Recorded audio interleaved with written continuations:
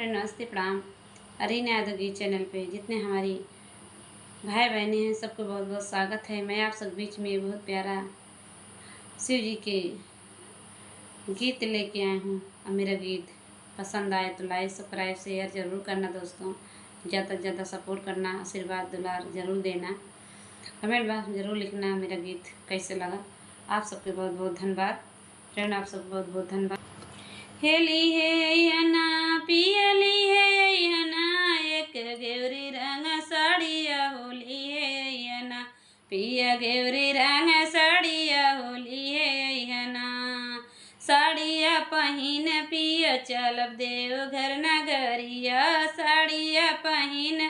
पिया चल देव घर नगरिया हेली है ना हेली है ना पिया दे पिया गौरी रंग साड़िया होली है ना पिया गौरी रंग साड़िया होले है ना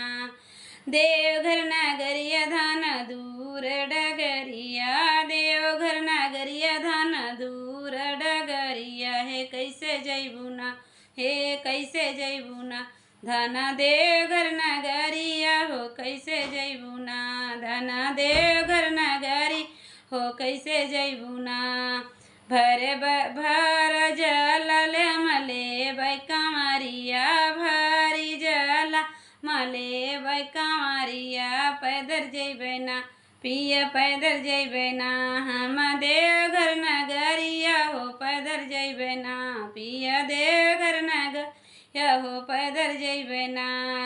पैदर जैबू धन परी जैले चलवा पैदर जैबू धन परी जइए चलव कैसे छोड़ू ना धना कैसे छोड़ू ना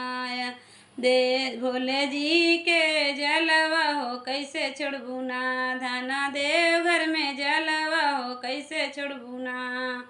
धना देवघर में जल हो कैसे छोड़ू ना पियली है ना एक गौरी रंग